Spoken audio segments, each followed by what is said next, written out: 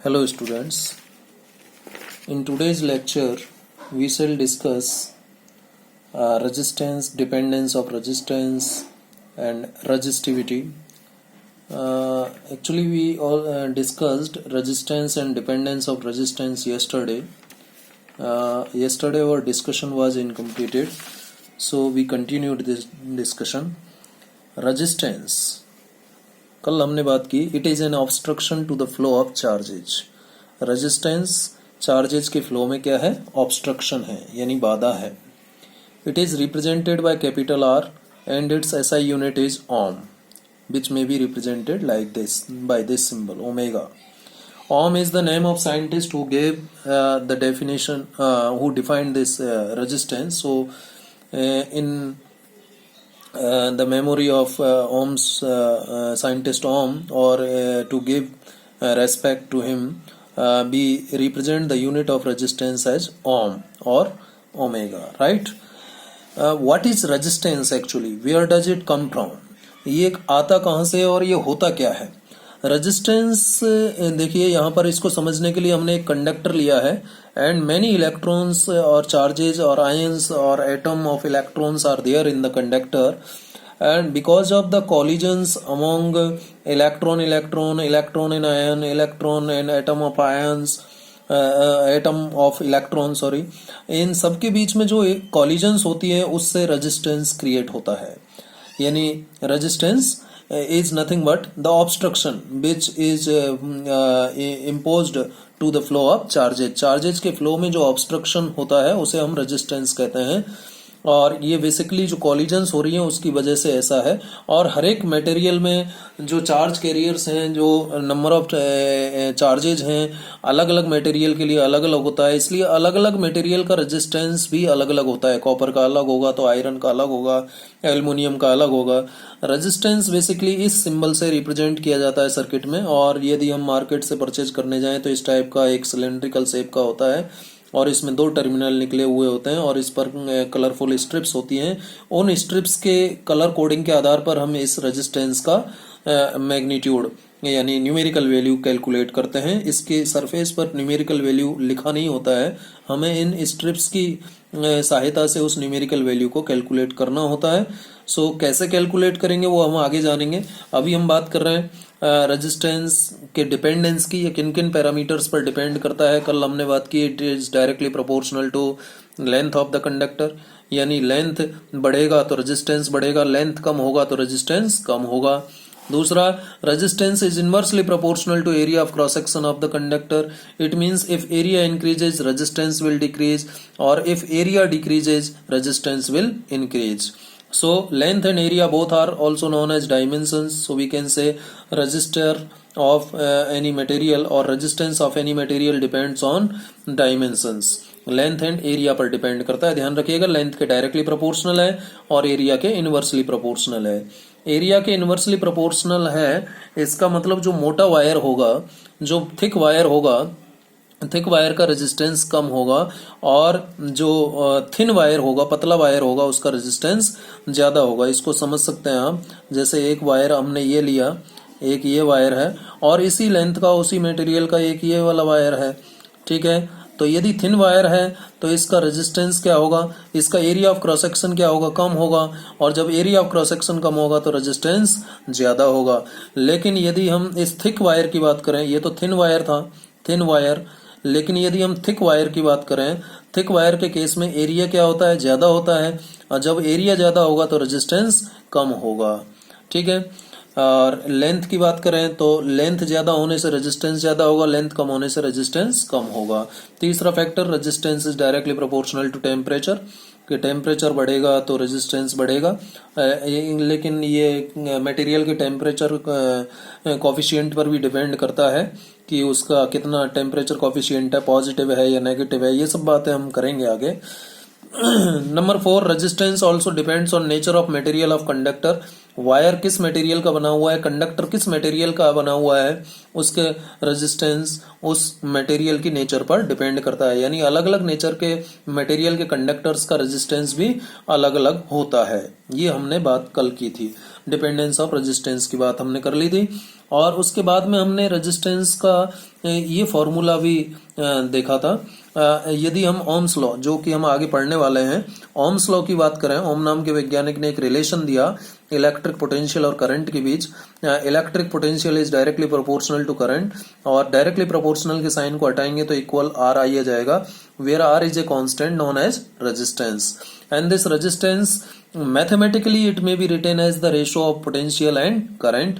Potential और current का ratio होता है mathematically, but what is its physical meaning? Its physical meaning is it is an obstruction to the flow of charges.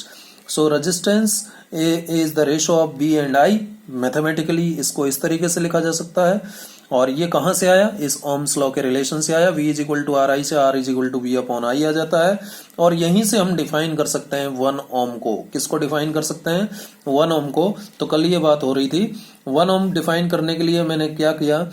If I consider that current flowing through the conductor is 1 ampere and the potential difference across the ends of the conductor is 1 volt, then the resistance of that conductor would be 1 ohm. तो इसको हम लिखेंगे कैसे? इसका meaning लिख लेते हैं। 1 ohm का मतलब डेफिनेशन क्या होगा? 1 ohm 1 ohm 1 ohm if there is 1 volt potential, if there is 1 volt potential difference, 1 volt potential difference across a conductor, across the ends of a conductor, ऐसे लिखिए, across the ends of any conductor, across the ends of any conductor, and current flowing through that conductor is 1 ampere, then the resistance of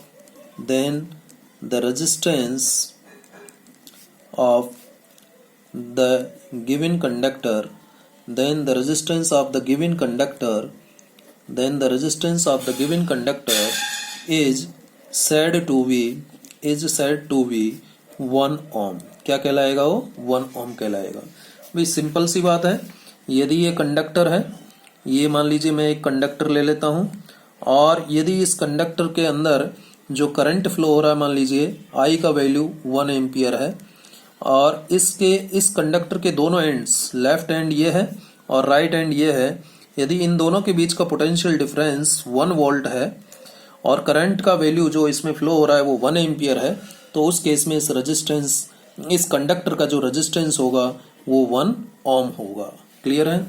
ठीक है। So 1 ओम यदि हम लिखना चाहें तो 1 ओम इस फॉर्मूले से यदि हम लिखना चाहें R is equal to V upon I से, तो 1 ओम किसके बराबर हो जाएगा? 1 वोल्ट, V का वैल्यू 1 वोल्ट एंड करंट का वैल्यू 1 एम्पियर। ठीक है। So 1 ohm is equal to 1 volt upon 1 ampere. It means ohm को हम क्या लिख सकते हैं? ओम में ऑल्सो भी रिटन एज वोल्ट पर एम्पियर। एम्पियर को मैं कैपिटल ए लिखूं, ऊपर ले जाऊं तो पर एम्पियर हो जाएगा। तो इस तरीके से ओम को लिखा जा सकता है। तो ये 1 ओम का डेफिनेशन भी हमने जान लिया। रेजिस्टेंस का डिपेंडेंस हमने जान लिया। अब हम एक क्वेश्चन करते हैं। क्वेश्चन है, एक क्वेश्चन सॉल्व कर लेते हैं। If A 2 ohm wire is stretched to make its length double. If a 2 ohm wire is stretched to make its length double, यदि एक 2 ओम वायर को, जिसका रेजिस्टेंस 2 ओम वायर है, एक ऐसा वायर जिसका रेजिस्टेंस 2 ओम है, यदि उसको खींचा जाए, स्ट्रेच किया जाए, किस तरीके से? To make its length double, जिससे कि उसकी लेंथ क्या हो जाए? डबल हो जाए। Calculate its new resistance. Resistance की बात हो रही है, नया रेजिस्टेंस क्या होगा। तो सॉल्यूशन करते हैं इस क्वेश्चन का। 2 ओम वायर, तो मान लीजिए ये एक वायर है, ये एक वायर है और इस वायर का रेजिस्टेंस दे रखा है हमें 2 ओम। कितना दे रखा है? 2 ओम। और इसकी जो इनिशियल लेंथ है वो मैं मान लेता हूं L है, ठीक है। Initial what is given in the question, given that ये लिख लीजिए पहले, इनिशियल लेंथ ऑफ वायर, इसको हम मान लेते हैं L है, लेट मान लिया ये, ठीक है। Initial length of the wire कितनी है? L है। एंड रेजिस्टेंस, कौन सा resistance? Initial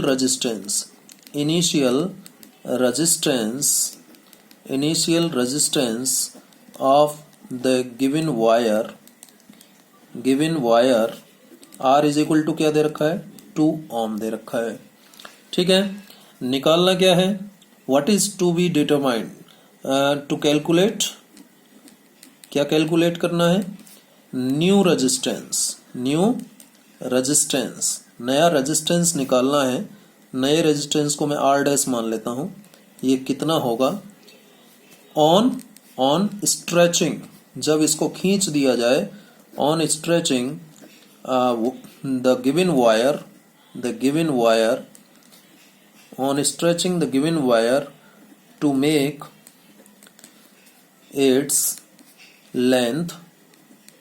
to make its length double, that is new length जो होगा, न्यू लेंथ होगा स्ट्रेच करने के बाद, यदि मैं उसको L डैश से रिप्रेजेंट करूं तो वो कितना हो जाएगा? इनिशियल लेंथ का डबल हो जाएगा। इस तरीके से खींचा जाता है। तो बताइए कि न्यू रेजिस्टेंस क्या होगा, ये हमें पता करना है, ठीक है। तो इसे पता करने के लिए देखिए, मैं अभी आपको यदि रिलेशन डायमेंशनल जो हमने डिपेंडेंस ऑफ रेजिस्टेंस देखा था, R directly proportional to L, R inversely proportional to A। तो यदि मैं इनका, हालांकि यहाँ पर ये डिराइव करने की जरूरत नहीं है, डायरेक्ट लिख सकते हैं, लेकिन अभी आपने जाना नहीं है इसलिए मैं बता रहा हूँ। Using R directly proportional to L and R inversely proportional to A, हम क्या लिख सकते हैं? इन दोनों को कंबाइन करके ऐसा लिख सकते हैं या नहीं? और जब इस डायरेक्टली प्रोपोर्शनल के साइन को हटाएंगे तो रेयो आ जाएगा और L अपॉन A, ठीक है। क्या आ जाएगा? रेयो आ जाएगा, वेयर रेयो इज रेजिस्टिविटी। अभी हम जानेंगे रेजिस्टिविटी क्या होता है। रेजिस्टिविटी, या फिर इसका दूसरा नाम भी है स्पेसिफिक रेजिस्टेंस। स्पेसिफिक कहो या स्पेशल रेजिस्टेंस कहो, एक ही बात है। स्पेसिफिक रेजिस्टेंस या स्पेशल रेजिस्टेंस, कुछ भी कहिए, एक ही बात है, ठीक है। स्पेसिफिक रेजिस्टेंस कहो या रेजिस्टिविटी कहो, एक ही बात है। कौन है ये? रो, जो कि कांस्टेंट ऑफ प्रोपोर्शनलिटी है। क्या होता है वो हम आगे जानेंगे, अभी हम इस रिलेशन का डायरेक्ट यूज करेंगे, ठीक है। और ध्यान रखिए, ये रेजिस्टिविटी जो है डायमेंशंस पर डिपेंड नहीं करता। रेजिस्टिविटी डायमेंशंस पर डिपेंड नहीं करता, as resistivity does not depend on dimensions. किस पर डिपेंड नहीं करता? Dimensions, that is length and area. Length में कुछ भी चेंज हो जाए, एरिया में कुछ भी चेंज हो जाए, रेजिस्टिविटी नहीं बदलेगा। रेजिस्टिविटी केवल और केवल मटेरियल पर डिपेंड करता है और दूसरा टेम्परेचर पर डिपेंड करता है। तो यहां देखिए, जब हम वायर को खींच रहे हैं तो उसका मटेरियल नहीं बदल रहा है, वायर तो सेम है। तो रेजिस्टिविटी जो होगी, न्यू रेजिस्टिविटी की यदि मैं बात करूं, ठीक है, यदि मैं उसको रेयो डैश मान लेता हूं, तो ये तो इनिशियल रेजिस्टिविटी के बराबर होगी, रेयो के बराबर होगी। क्यों? क्योंकि यहाँ पर मटेरियल नहीं बदल रहा है और दूसरा टेम्परेचर भी हम यहाँ कांस्टेंट ले रहे हैं। तो जब मटेरियल नहीं बदल रहा है, क्योंकि एक ही वायर है, उसी को खींचा जा रहा है, तो मटेरियल बदलने का तो कोई मतलब ही नहीं है। तो जब मटेरियल नहीं बदलेगा, टेम्परेचर नहीं बदल रहा है, तो रेजिस्टिविटी भी सेम रहेगी। इसलिए इस फॉर्मूले में हम रो को रो ही लिखेंगे, ठीक है। तो अब हम देखते हैं कि नया रेजिस्टेंस क्या होगा। हमारा जो मकसद था न्यू रेजिस्टेंस निकालना, देयरफॉर न्यू रेजिस्टेंस क्या हो जाना चाहिए। न्यू रेजिस्टेंस फॉर्मूला क्या लिखेंगे, आर की जगह आर डैश आ जाएगा, rho dash L dash upon A dash. वही रिलेशन हमने यूज किया। कौन सा relation, R is equal to rho L upon A. कहां से आया, R directly proportional to L, R inversely proportional to A. दोनों को कंबाइन किया तो इस तरीके से लिखा, प्रोपोर्शनलिटी का साइन हटाया तो ये कांस्टेंट आ गया रेओ, जिसको हम रेजिस्टिविटी और स्पेसिफिक रेजिस्टेंस कहते हैं। ठीक है, तो इसी फॉर्मूले का यूज करके हमने जब वायर को स्ट्रेच कर दिया, खींच दिया, इतना खींच दिया कि उसकी लेंथ डबल हो जाए, तो नया जो रेजिस्टेंस का फॉर्मूला बनेगा वो क्या बनेगा, R dash is equal to R की जगह आर डैश आ जाएगा न्यू रेजिस्टेंस, रो की जगह रो डैश आ जाएगा न्यू रेजिस्टिविटी, एल की जगह एल डैश आ जाएगा न्यू लेंथ, ए की जगह ए डैश आ जाएगा new area. Since rho dash is equal to क्या है, रो, कोई चेंज नहीं है रेजिस्टिविटी में, तो रो डैश की जगह तो रो लिखेंगे, और एल डैश क्या है, इनिशियल लेंथ का double. But what about area, तो जब लेंथ डबल होती है तो एरिया का क्या होगा, ये जानने के लिए हमें वॉल्यूम, देखिए यदि हम वायर को खींच रहे हैं या फोल्ड कर रहे हैं, यहाँ तो हमने वायर को खींचा है जिससे कि उसकी लेंथ डबल हो जाए। यदि मैं वायर को बीच में से मोड़ के उसको लेंथ को आधा कर देता हूँ, यानी डबल कर देता हूँ, फोल्ड कर देता हूँ, ठीक है, 2 फोल्ड कर देता हूँ, यानी लेंथ कम हो जाएगी उस केस में, तो फिर एरिया क्या होगा। तो हमेशा ऐसे केस में एरिया निकालने के लिए ध्यान रखिएगा कि जो वॉल्यूम है वायर का वो तो नहीं बदलने वाला। चाहे आप वायर को खींच के लंबा कर दो, चाहे आप वायर को बीच में से मोड़ करके डबल कर दो, ट्रिपल कर दो, फोर टाइम मोड़ दो, उससे वायर का वॉल्यूम नहीं बदलेगा। इसलिए ये हमेशा ध्यान रखना, जब भी हम एरिया कैलकुलेट करें तो ये कॉन्सेप्ट यूज करना है, initial volume is equal to final volume. ठीक है, अब इनिशियल वॉल्यूम मैंने कल आपको बताया था, कंडक्टर का वॉल्यूम एरिया इंटू लेंथ, तो initial area into initial length. Final volume क्या होगा, final area into final length. भाई स्ट्रेच करने के बाद कितना एरिया हुआ और स्ट्रेच करने के बाद लेंथ कितना हुआ, ये दोनों आपस में बराबर होंगे क्योंकि वॉल्यूम में तो कोई चेंज आएगा ही नहीं। अब यहां से ए इंटू एल, ए डैश मुझे निकालना है, एल डैश मुझे पता है कितना है, 2L है। ठीक है, अब यहां से एल कैंसिल हो गया, तो ए बराबर क्या आ गया, 2A डैश, लेकिन मुझे क्या चाहिए, ए डैश, कितना आ गया, A/2। तो इस तरीके से आपको निकालना है, ऐसे नहीं कर देना कि लेंथ डबल हो गई तो एरिया आधा हो जाएगा। यहाँ तो ट्रू है, लेकिन कई केसेज में ये हो सकता है ट्रू भी ना रहे। लेंथ को ट्रिपल कर दिया, लेंथ को 4 टाइम्स कर दिया तो क्या होगा, लेंथ को 5 टाइम्स कर दिया तो एरिया क्या होगा। तो उस केस में हमेशा इसी स्टेप से आपको चलना है। ठीक है, तो न्यू एरिया हमने निकाल लिया A dash, therefore R dash new resistance जो होगा, अब रो डैश की जगह तो रियो आ गया, L डैश की जगह 2L आ गया, और A डैश की जगह क्या आ जाएगा, A/2 आ जाएगा। अब इसको मैं सॉल्व करूं तो R dash is equal to rho, और 2 चला जाएगा ऊपर तो 4L अपॉन A आ जाएगा, और यहां से मैं इसको इस तरीके से लिखूं, 4 को पहले लिख लूं, रियो L अपॉन A। अब ये जो रियो L अपॉन A है, क्या ये इनिशियल रेजिस्टेंस नहीं होगा, ये क्या होगा, R होगा, इनिशियल रेजिस्टेंस होगा या नहीं, यानी जो न्यू रेजिस्टेंस है वो इनिशियल रेजिस्टेंस का 4 टाइम्स हो जाएगा। कब, जब लेंथ डबल होता है। ठीक है, सिंस इनिशियल रेजिस्टेंस हमें गिवन है, कितना गिवन है, 2 ओम, तो R is 2 ohm, therefore R dash क्या हो जाएगा, हमारे क्वेश्चन के अकॉर्डिंग हमें क्वेश्चन में गिवन है कि इनिशियल रेजिस्टेंस इज 2 ओम, तो न्यू रेजिस्टेंस क्या हो जाएगा, 2 रख दीजिए यहाँ, तो क्या आ जाएगा, 8 ओम। तो न्यू रेजिस्टेंस 4 टाइम्स हो गया, कितना आ गया, 8 ओम। इस तरीके से हम न्यू रेजिस्टेंस कैलकुलेट कर सकते हैं। अब यहाँ तो मैंने क्वेश्चन बनाया कि एक वायर को खींचा है, स्ट्रेच किया है और लेंथ डबल हो गई। आप अपने होमवर्क में ये क्वेश्चन भी कर सकते हैं कि एक वायर है जिसका रेजिस्टेंस 2 ओम है, उसको 2 फोल्ड कर दिया गया है, यानी बीच में से मोड़ दिया गया है, तो उसकी लेंथ हो जाएगी आधी। ठीक है, तो उस केस में रेजिस्टेंस क्या होगा वो आप अपने होमवर्क में कर सकते हैं चाहे तो। ठीक है, तो ये बात हमने की रेजिस्टेंस की।